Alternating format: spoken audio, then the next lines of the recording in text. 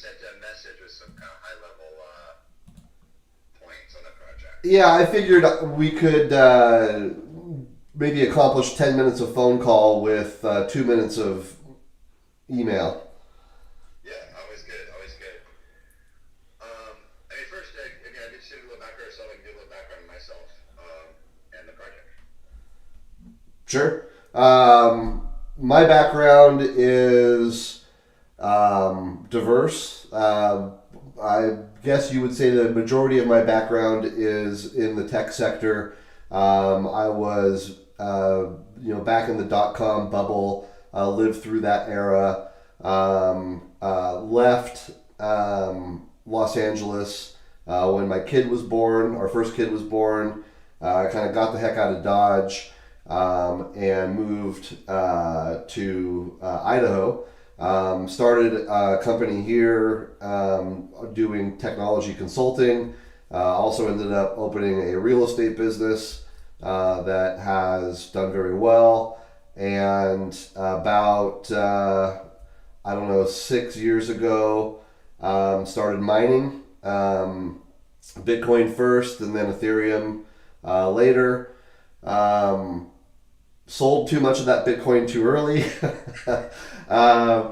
But still did well there also. And then about 3 years ago started developing the Earth Project, and we were on a certain path, but that path has been upended and accelerated by these distributed exchanges. They've created a marketplace that I am like desperate to enter, and that's where we are now. Cool, interesting. So, and I'll just give a brief snapshot on myself. So I'm traditionally a capital markets partner, a securities lawyer. I head our fintech group, and which is primarily blockchain focused. And we do a lot of work for a lot of the major trading platforms like the Coinbases and Bittrex and eToro and others. A lot of work for issuers and investors, and we probably looked at 400 different digital assets at this point. You kind of going back over, at one point it was just kind of dabbling because it was interesting, right? Mm-hmm. But then it became kind of real activity and really, really interesting. And so it's a lot of this trying to balance complex regulations and when it's not clear how they apply to digital assets to get to achieve a certain objective. So it keeps things interesting. Yeah, and that's where I'm trapped right now. There's a part of me that literally wants to sell everything that I own and move to a different country, solely for the purpose of being able to maneuver in this space. Right. No, and we have clients that have kind of done that in parts, or have a backup plan someplace else at least. Mm-hmm. So interesting. And so I see. So you've got it. Like maybe you can talk about like the projects. So you have the notes here, right? Do you want to kind of give a high level on those? I see the UBI element. My son's a big Andrew Yang fan. So. Oh, nice. Yeah, Shamath is also a UBI guy, and I'm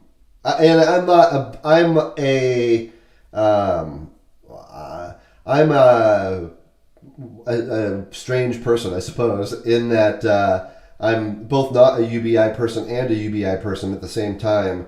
All I know for certain is that there's way too many things that are broken on our planet, and therein lies opportunity. I think there's opportunity in the short term for wealth generation, of course, but I think there's also a larger opportunity to just strengthen and reimagine and improve the human condition, and that's the underlying purpose and cause of the project. And I think that that message will resonate with people. And I think I believe that the platform is a path to accomplishing some very hopefully some very significant progress in improving things. On the workflow, we are planning on reversing the process. So instead of just having a token sale, I want to introduce the token into the marketplace and build value into the token first, and then come in after the fact and begin to sell the token later. And that time frame is going to be largely dependent upon my conversations with folks like you. What I'm hopeful is that you're the guy that I've been looking for. That's what I'm really hopeful for, is that you can say, hey, Steve, you have these mines, these roadblocks and these obstacles, and this is how you can navigate through it. And you're going to need to exclude U.S. and Canada and Singapore sales, but you can do. I don't know the path. I know that if I did not have regulatory restrictions, that I know that we're on the threshold of having a successful project, and I feel that we're being strangled by regulatory stuff. So I need to lift that veil.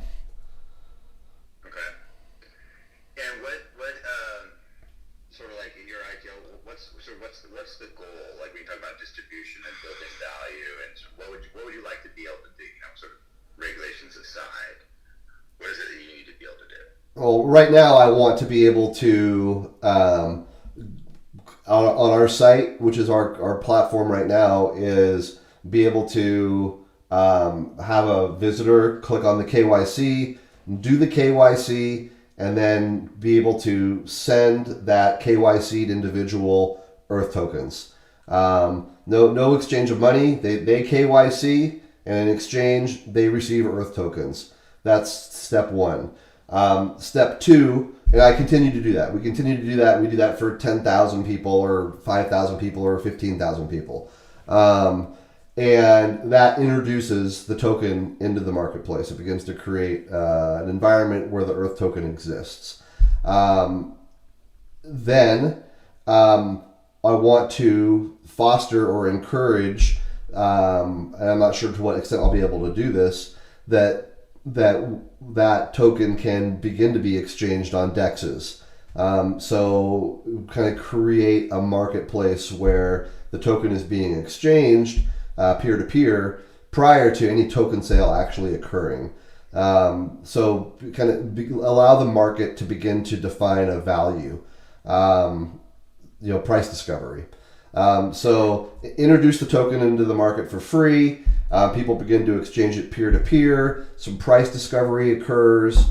And we continue to have more KYC coming in. We can continue to distribute more Earth. And then at some point in the future, 3 to 6 months from now, and then concurrently, you've KYC'd, you've gotten your free Earth tokens. And if you want more, you can get on the wait list for the token sale. So we kind of give them some UBI tokens for free, and let them know that you can wait list for the token sale if you want to get more. So they wait list, and then 3 to 6 months, we do the token sale, which we sell direct via the website.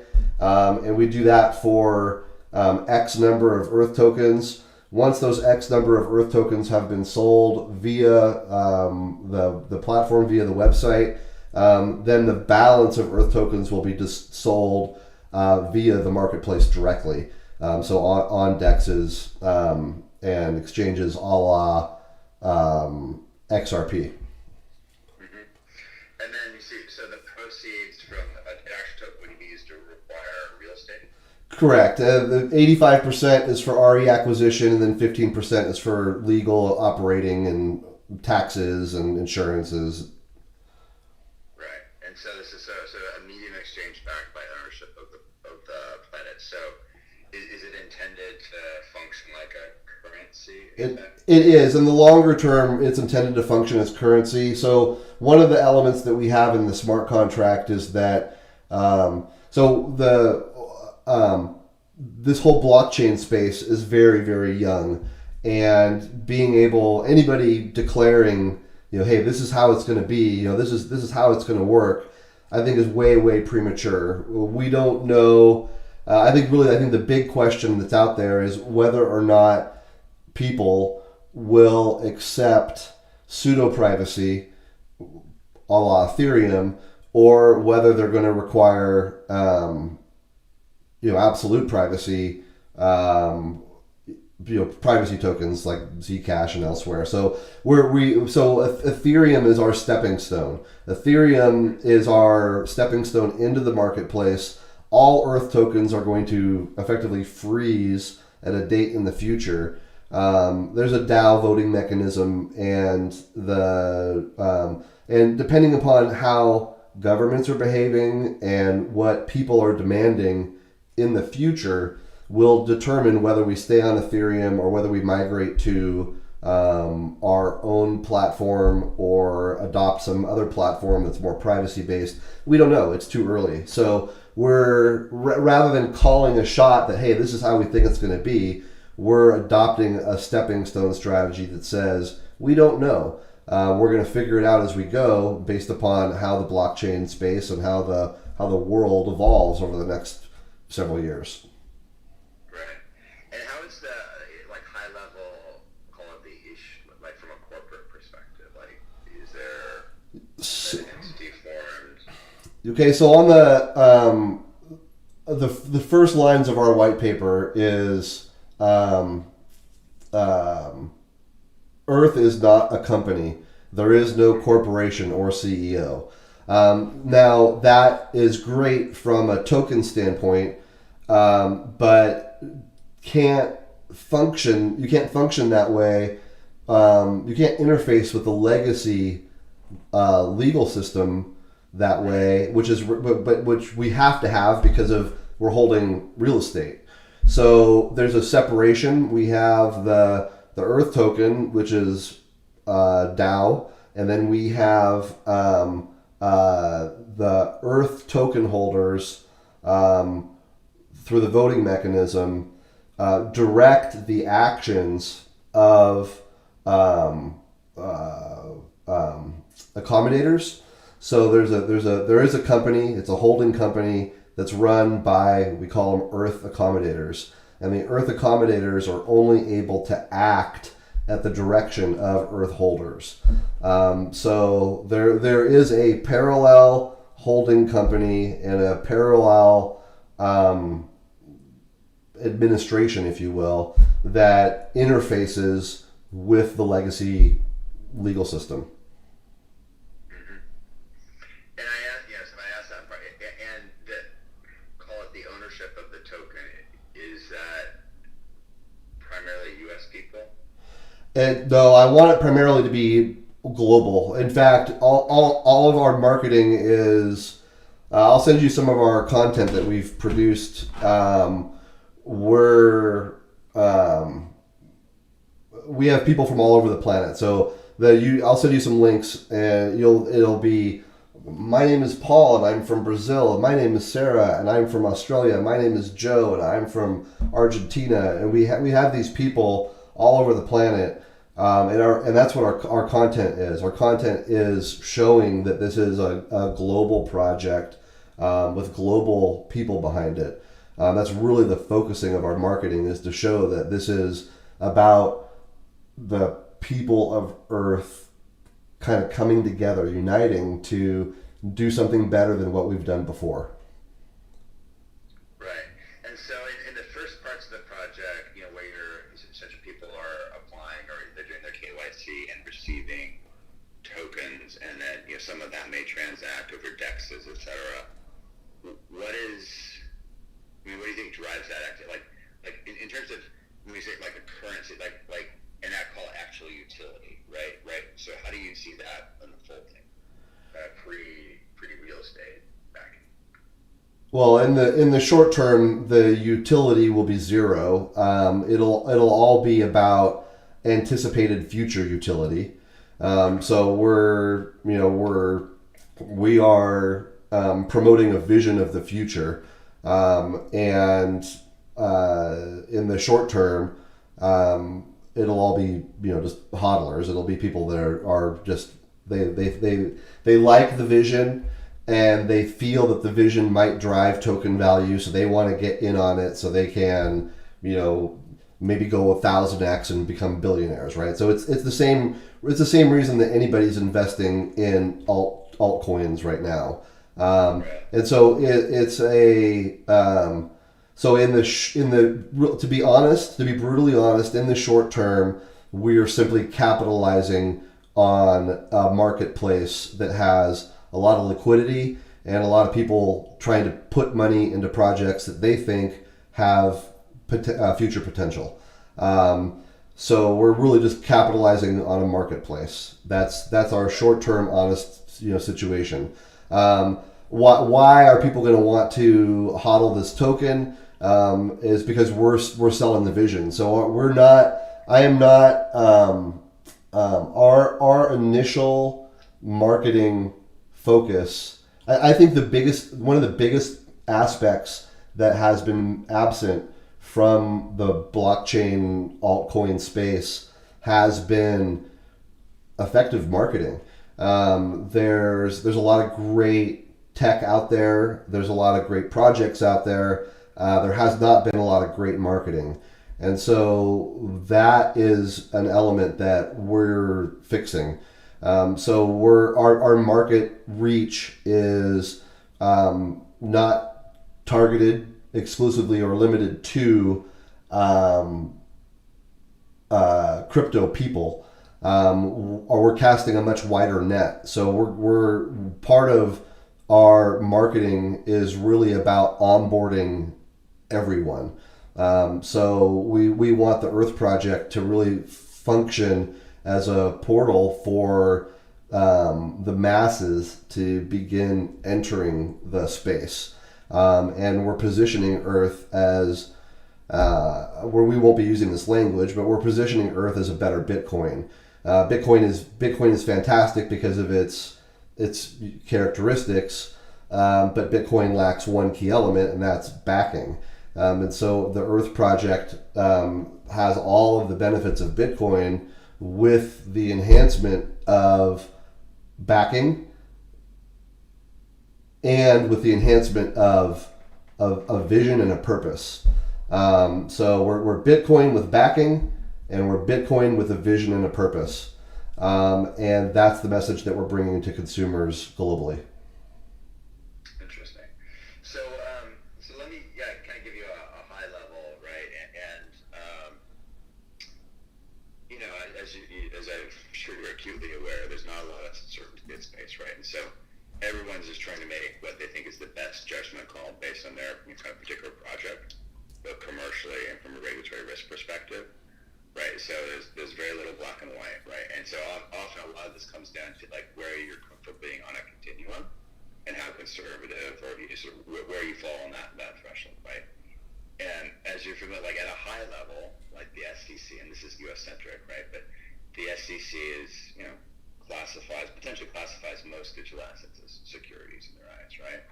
Now they've said very little on this, right?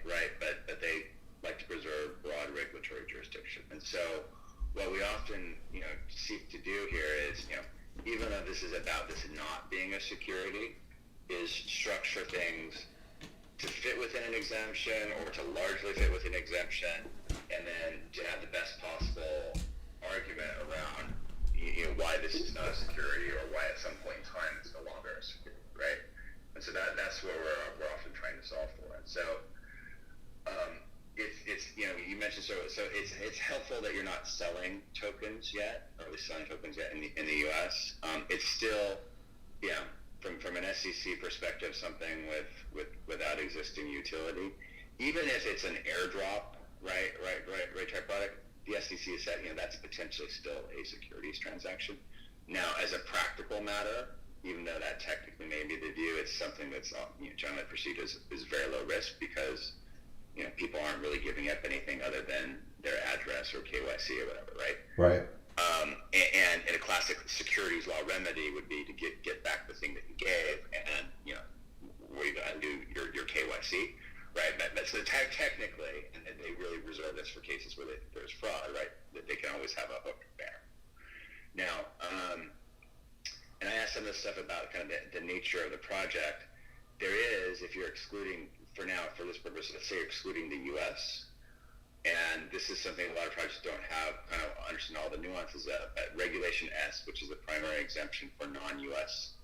transactions, for them not to be deemed securities offerings in the United States, falls in various categories. And the first category has one where if you're a foreign private issuer, right, and they look at the ownership and locus and sort of stuff around what they're calling the issuer. Again, these are legacy U.S. legal concepts, right? Don't necessarily work well in a distributed environment. But if you're a foreign private, if you're viewed as a foreign private issuer, and you're selling tokens when there is no substantial U.S. market interest, there are very few restrictions that actually apply for your non-U.S. sales, right?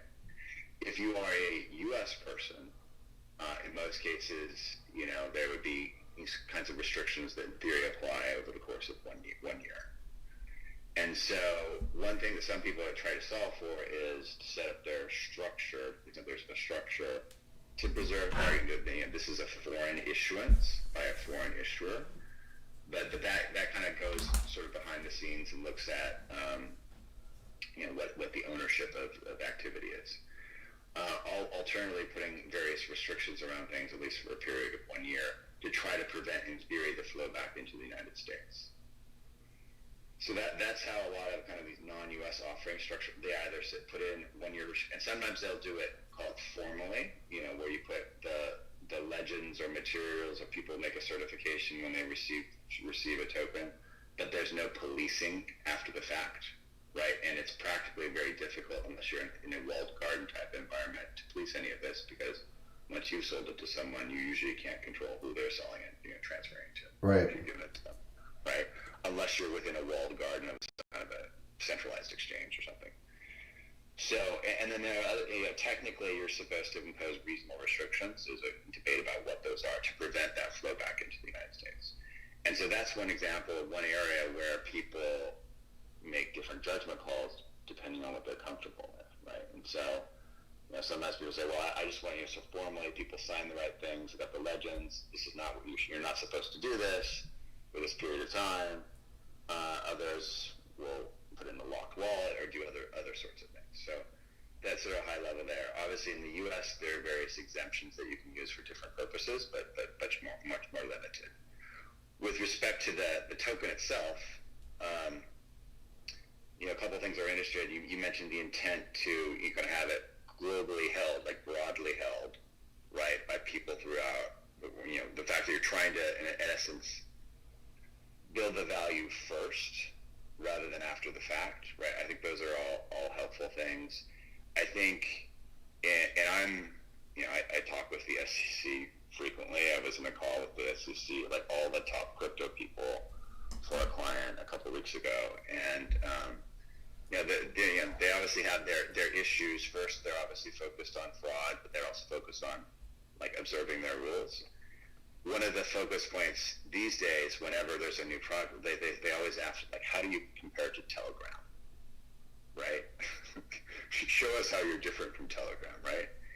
And I don't know to what extent this applies, but the way you're talking about it sounds in a lot of ways very different than a Telegram type situation, which I think is helpful. Right, and in Telegram, they focus on things like, obviously it was a huge offering before anything was built, totally reliant on the efforts of the sponsor to build the project, and also that it was sold, basically pre-sold to large VCs and other sorts of firms. In this scenario, it looks like your focus is more on kind of building that up front, and you'll kind of address sales and things later on. But I mean, those are just a couple of snapshots. Like we do. One of the clients we represent is called the Crypto Rating Council, which is a consortium of a lot of the exchanges, digital asset custodians, et cetera, kind of Coinbase, Bittrex, Kraken, others.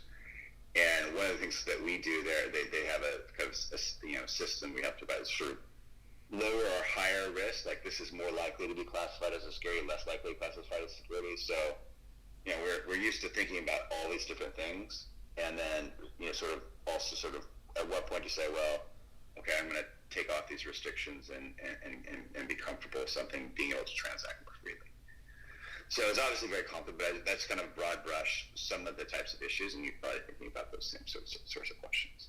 Yeah, no, absolutely. And this is wonderful conversation.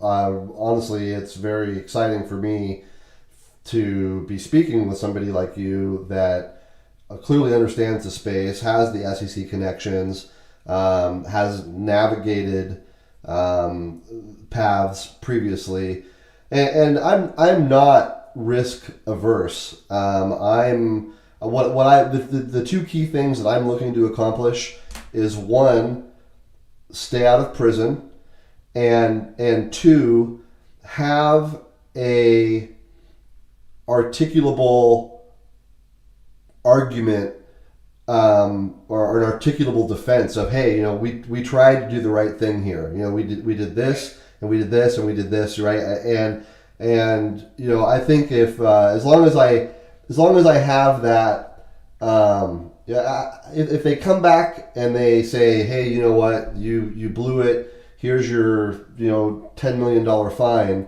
that's one thing. And that's tolerable, right? What's not tolerable is handcuffs.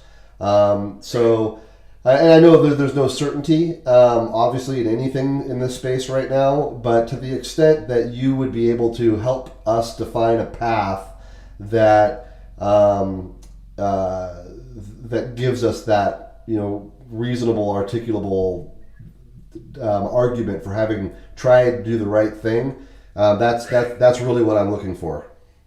Yeah, no, and that's the kind of stuff we do regularly, and you're right. I mean, it's sometimes like to actually operate in this world, you can't be perfect, right? But what you want to have is that good faith argument. So if for whatever reason someone decides that they're going to target you, you've got a good faith explanation. And in that case, maybe it doesn't mean that you kind of get away with it, but maybe you look to fight another day, right? So if you show that you're trying to do the right thing, that sort of discussion very much enters into these discussions if you're one of the unlucky ones that happens to get targeted. Fantastic. How do I hire you? So I have to run through a conflicts process, right? And I guess it's sort of Earth. There's not going to be a conflict, but sort of Earth is what details do you sort of have for me to run through a conflicts for my system? Is that there's no entity, is there? There is no entity right now. Nope. I've been waiting to talk to you. Okay.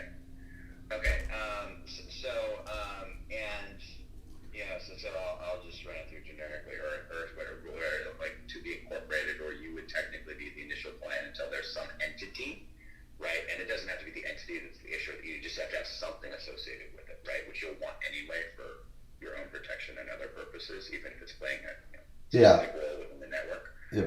Right. And then kind of figure out like we can often kind of defer some of the expenses of things until you kind of get up. We'll kind of figure that out. But and then it's signing an engagement letter, and that's how things start. Okay, that's good. I've got 3 years invested in this project, and really honestly ready to turn the key. So I will send you all of my my legal name, my address. What other information can I provide you at this time? I think just is it? You said you have a white paper that's out there already? Yep. Yeah. If you could send me that or the link to that would be awesome. Okay, sounds good. So I'll get you all that information, and we'll get things started. Sounds good. All right, hey, I appreciate it. Yeah, absolutely. Let me think really quick before I let you go. We talked about that. Do you think that, I know it's very preliminary, do you think that we'll be forming an entity that's offshore?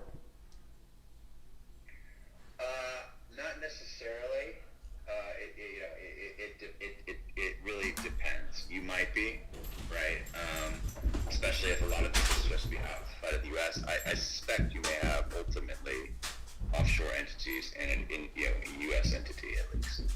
Yeah, my only concern about offshore is it almost looks like you're just trying to hide. Yeah.